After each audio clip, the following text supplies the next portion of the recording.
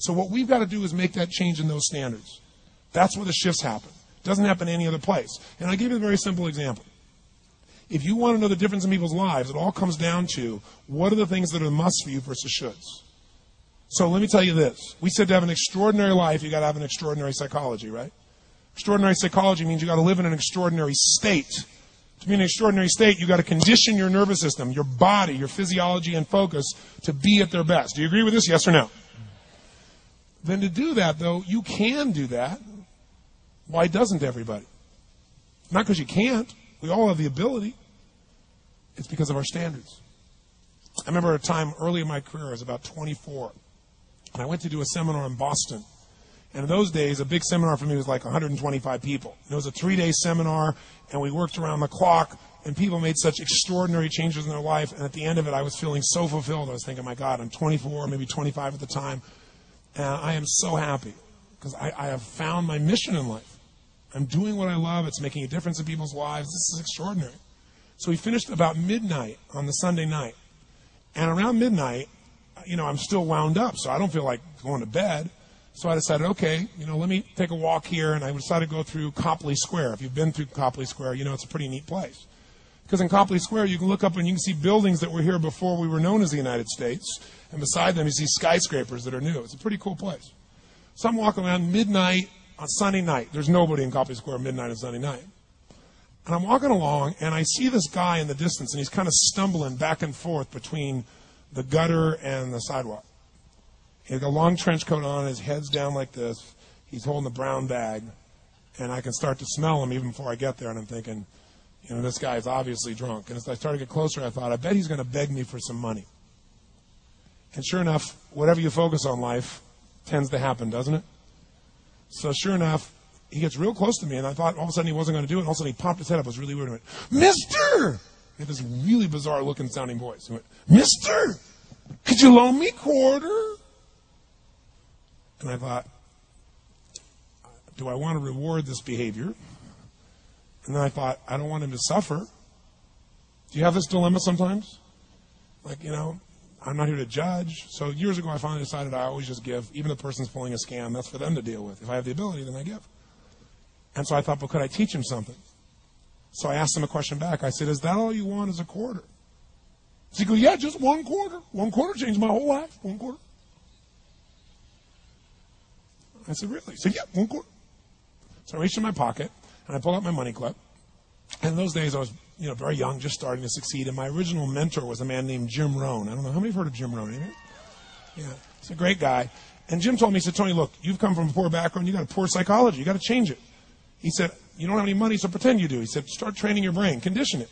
He said, go save all your money, get $300 bills, and put them on the outside of your money clip, even though you only have $5 in between them. So every time you pull it out, you'll see that, you'll feel inspired, you'll feel better. He said, and you'll feel better, you'll do better. So I was like, okay. So I did. So I pulled my money clip, and sure enough, I got $300 bills in. I made sure he saw the bills. So I'm tearing through that, right? Looking in between there, see if I can find some change. But I made sure he saw it. Sure enough, he's looking at the $100 bills, checking it out. I find the quarter, I pull it out, take the money, put it in my pocket. I notice he's watching my hand going into the pocket. I took the quarter, and I looked at him, and I said, sir, life will pay any price you ask of it. And I gave him the quarter. And then something really interesting happened. He took the quarter. He looked at the quarter. He looked at me. He looked at my pocket. He looked back at the quarter, looked at me, looked at my pocket, looked at me again, looked at the quarter, looked at my pocket, looked back at me and said, you're weird. And then he shuffled on off like this, right? And I thought to myself, wow, what's the difference between him and me? I mean, I was 24, 25 at the time, doing what I love most, have my mission in life, and he's in his early 60s, drunk on the street begging for quarters. What's the difference? And I thought, well, maybe God's blessed me because I'm such a good person. I thought, and he's such a bad person. That's such bull. And I thought, wow, maybe the answer to that question is what I just told him. Life will pay whatever price you ask of it. But you know what's interesting? You got to ask intelligently. In the Bible it says, ask and you shall what? Yeah, pretty good formula. You ought to look into it. But you know what? It says, ask and you shall receive, but I'm sure it meant ask intelligently. I'm sure that's what God meant. I'm sure he didn't mean bitch and you will receive. Whine and you will receive. I don't think that was the instruction. Now, if you were going to ask intelligently, there might be 5 elements of that. Number one, you'd have to ask specifically, wouldn't you? You wouldn't ask in a general way. People do it all the time. They go, I want more money. Fine, here's $1. Get out of here. Very often, you're getting what you're asking for. You're just not aware of how general you're asking. Clarity is power. The more clear you are about exactly what it is you want, the more your brain knows how to get there. Your brain is a servo mechanism. It's like a bomb.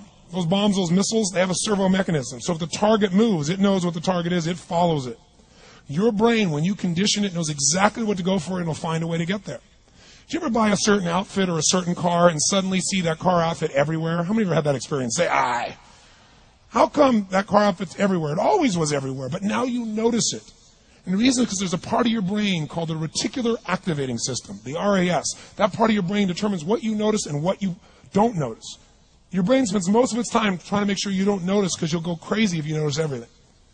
But when you decide what's most important to you, your brain goes after it. Everyone I know who's successful builds what I call an RPM plan. An RPM is built on the metaphor that the way to get from where you are to where do you want to go to the fastest is you got to build power, like in a car, RPMs. And the R stands for they know the result they're after. They know what they want precisely. If you don't know exactly what you want or you let yourself get beyond that into something general, you're not going to achieve it. Clarity is power. You got to know the specific result you're after. What do you want? If you can't answer that question right now in your personal life, in your body, in your relationships, in your finances, in your spirituality, then you're not going to be as fulfilled as you want to be. Today we're going to have the answer to one of those questions at least. The second part of it, you got to know P, why you're doing it. Because you know what? You may get a big goal as soon as I want to make $1 billion. I want to bring peace to the earth. Why? Because as soon as you come up with a goal, all the obstacles show up. Unless you've got enough emotional drive to break through that, you're never going to discover what it really takes. So you got to get yourself past that. And the way to get past that is have enough reasons. Reasons come first, answers come second. This man did not know what he wanted. He did not have enough reasons. To ask intelligently, you got to ask specifically. To ask intelligently, you got to know why you want it, have enough drive to make it happen, enough juice to make it happen. If you don't have enough reasons, you will not make it happen. And the M is, what is your massive action plan? What is going to get you to actually fall through? Because the first plan's not going to work and the second plan's going to work, so you better have enough plans that if the first two don't work, you still got something else. Otherwise, you're going to be having excuses why it didn't work. So asking intelligently requires that.